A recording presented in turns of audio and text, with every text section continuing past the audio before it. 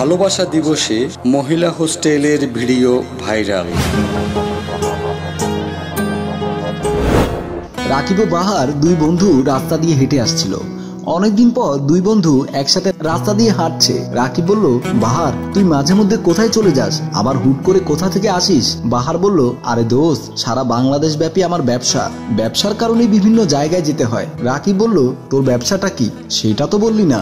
বাহার বলল, ব্যবসার কথা এখন বাদ দে, প্রায় বছর দেড়েক পরে গ্রামে এসেছিস, আগে গ্রামটা ঘুরে দেখি। এমন সময় দুটো মেয়ে হেঁটে আসছে। ওরা দুজনের সাথে কথা বলতে বলতে হেঁটে আসছিল। মেয়েগুলো বাহার ও রাকিবের পাশ দিয়ে চলে গেল।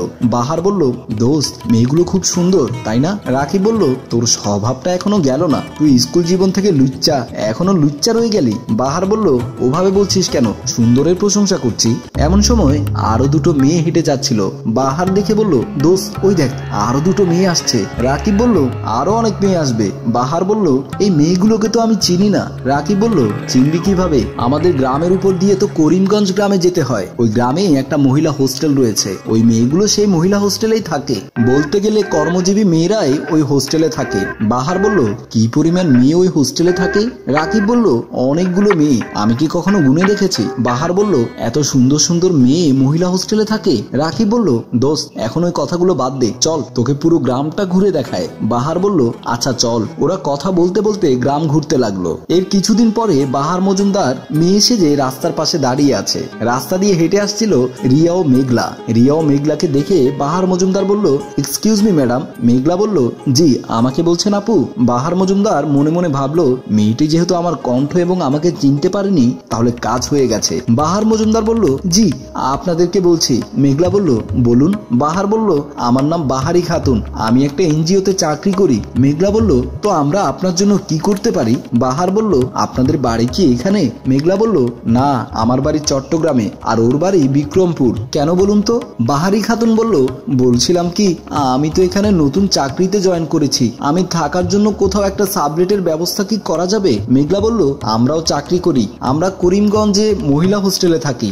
বাহারি খাতুন বলল, আমাকে কি আপনাদের মহিলা হোস্টেলে একটা সিটের ব্যবস্থা করা যাবে? মেঘলা বলল, আশা করি করা যাবে, আমাদের খাটেও তো একটা সিট খালি আছে, আপনি চলুন আমাদের সাথে আমাদের হোস্টেলে। সুপারিনটেন্ডেন্ট নার্গিস খালাকে বললে আশা করি আপনাকে হোস্টেলে অ্যাডমিট করে নেবে। বাহারি খাতুন বলল, আমার অনেক বড় উপকার হবে আপু, তাহলে আমাকে নিয়ে চলুন। ওরা বাহারি খাতুনকে নিয়ে মহিলা হোস্টেলের দিকে চলে গেল। মহিলা হোস্টেলের অফিস রুমে নার্গিস বেগম বসে বসে কাজ করছিলেন।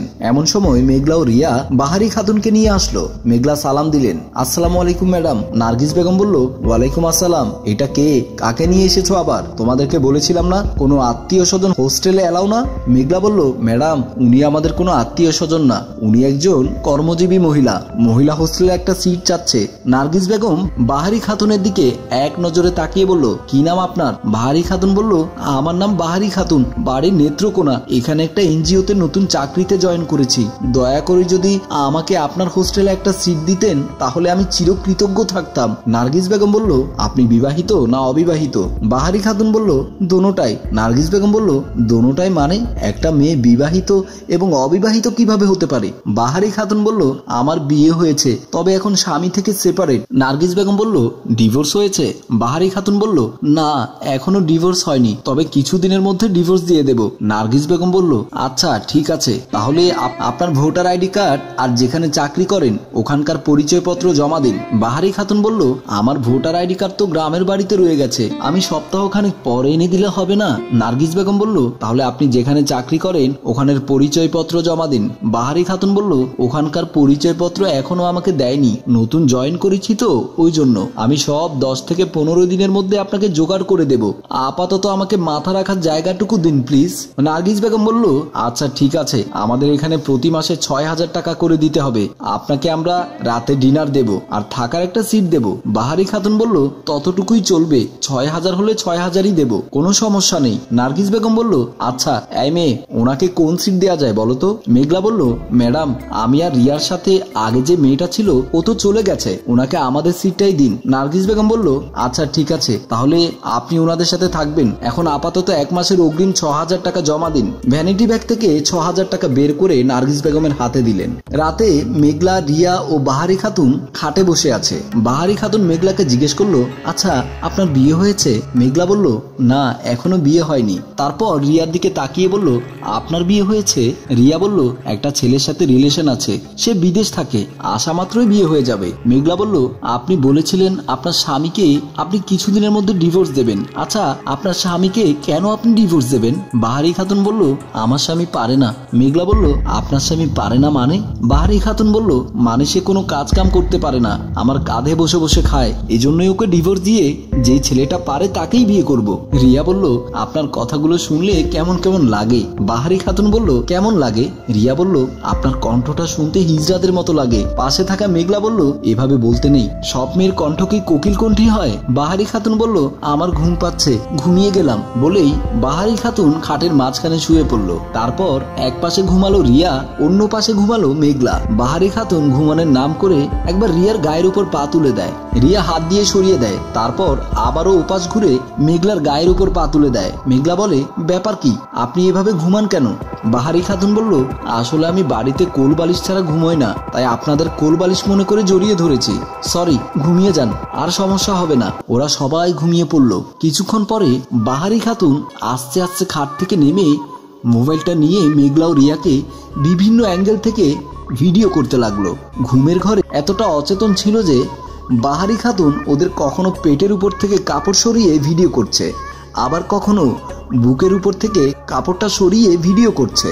বাহারি খাতুন ইচ্ছে মতো তার পছন্দসই ভিডিওগুলো করে নিচ্ছে। অনেকক্ষণ ধরে ভিডিও ধারণ করার পর এবার বাহারি খাতুন অন্য রুমের দিকে গেল। অন্য রুমে শুয়েছিল হ্যাপি এবং পাপড়ি।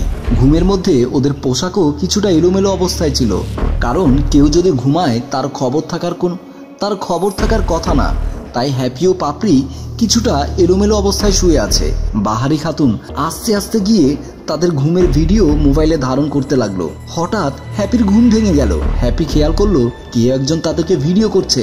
হ্যাপি চিৎকার করে উঠে বসে গেল, বলল, কে কে আপনি কে আপনি আপনি আমাদের ভিডিও করছেন কেন? বাহারি খাতুন বলল, কই না তো, আমি তো ভিডিও করিনি। হ্যাপি বাহারি খাতুন থেকে মোবাইলটা টান মেরে নিয়ে দেখলো ওদের ঘুমের ভিডিও এখনো মোবাইলে রয়ে গেছে। হ্যাপির চিৎকারে পাশের রুম থেকে মেঘলা ও রিয়া দৌড়ে আসলো। পাপড়ি বলল, ম্যাডামের কাছে নিয়ে চলুন, ম্যাডাম একটা বিচার করবে। ওরা সবাই বাহারি খাতুনকে ধরে ম্যাডামের কাছে নিয়ে গেল। পুলিশ অফিসার সাইফুল আসলেন, সাথে আসলেন constable Azad. Police officer Saiful বললেন, ম্যাডাম কি জন্য ফোন দিয়েছেন? সুপারিনটেন্ডেন্ট নার্গিস বেগম বললেন, স্যার এই বদমাস মেয়ে সেজে আমাদের মহিলা হোস্টেলে অ্যাডমিশন নিয়েছে, তারপর রাতে মহিলাদের সাথে একই খাটে ঘুমিয়ে মাঝরাতে ঘুম থেকে উঠে মহিলাদের আপত্তিকর ভিডিও ধারণ করার চেষ্টা করছিল। আপনি ওকে গ্রেফতার করুন, আমার হোস্টেল কর্তৃপক্ষ ওর বিরুদ্ধে মামলা করবে। হ্যালো ভিউয়ার্স, আমাদের এই গল্পটি আপনাদেরকে সচেতন করার উদ্দেশ্যে। যদি আপনাদের ভালো লেগে থাকে তাহলে লাইক, কমেন্ট, শেয়ার করে সবাইকে দেখার সুযোগ করে দেবেন। ধন্যবাদ।